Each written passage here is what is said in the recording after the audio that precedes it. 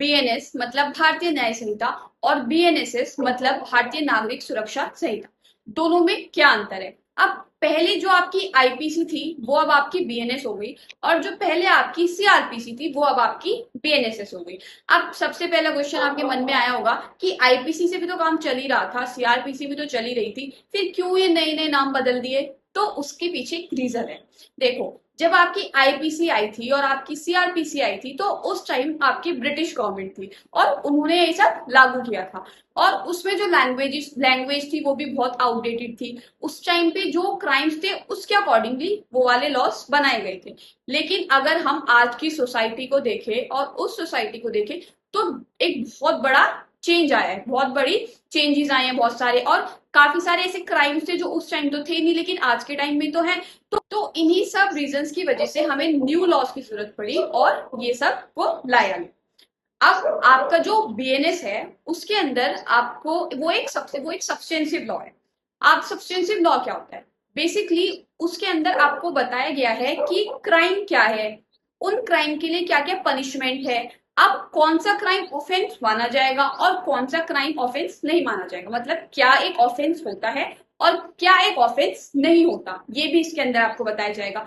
फिर अगर कोई भी ऑफेंस हो जाता है तो उसकी क्या पनिशमेंट होगी, मतलब कि मान लो अब आपका कि क्या क्या ऑफेंसेस है, जैसे रेप हो गया, मर्डर हो गया, डकैती हो गई, मतलब ये सारे आपके अलग अलग ऑफेंसेस हैं जो कि आपके बीएनएस के अंदर बताए गए।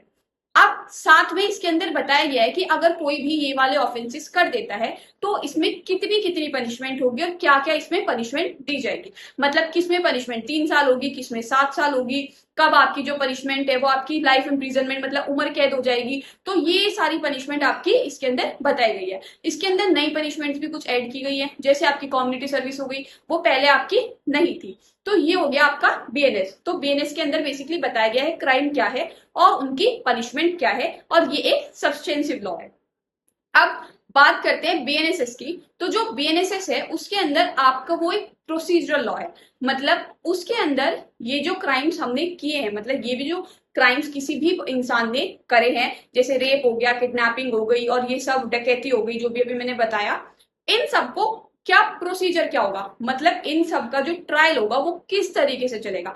अब क्राइम तो एक इंसान ने कर दिया, लेकिन क्राइम करने के बाद आगे भी तो कुछ करना होगा ना, मतलब इन्वेस्टिगेशन करनी होगी, एफआईआर लिखवानी होगी, एफआईआर के बाद पुलिस इन्वेस्टिगेशन करेगी, फिर इन्वेस्टिगेशन के बाद आपकी चार्जशीट बनेगी, चार्जशीट के बाद आपकी फिर कोर्ट में जाएगा, फिर अब जो कोर्ट है वो पूरा का पूरा ट्रायल चलाएगा। तो ये सब का भी तो एक प्रोसेस होता होगा ना, आप ऐसी हवा में तो कुछ भी नहीं हो सकता, इन सब का भी तो एक फुल प्रोसेस होता होगा ना कि किस तरीके से क्या क्या चीज करनी है, पुलिस को क्या प्रोसेस फॉलो करना है, कोर्ट को क्या प्रोसेस फॉलो करना है। तो इन सब का जो प्रोसेस है वो आपका बताया गया है बीएनएस में, और इसलिए उसको प्रोसीजरल लॉ बोलते हैं। मतलब जो बीएनएस है उसके अंदर सिर्फ आपको डिफाइन किया गया और पनिशमेंट्स बताई गई है, लेकिन जो आपका बीएनएसएस है उसके अंदर आपका पूरा प्रोसेस बताया गया है कि क्या आपका ट्रायल का प्रोसेस होगा, क्या पुलिस को करना है, किस तरीके से एफआईआर रिकॉर्ड करनी है, किस तरीके से इन्वेस्टिगेशन करनी है, ये सब आपका बीएनएस में बताया गया है। I hope now it is clear.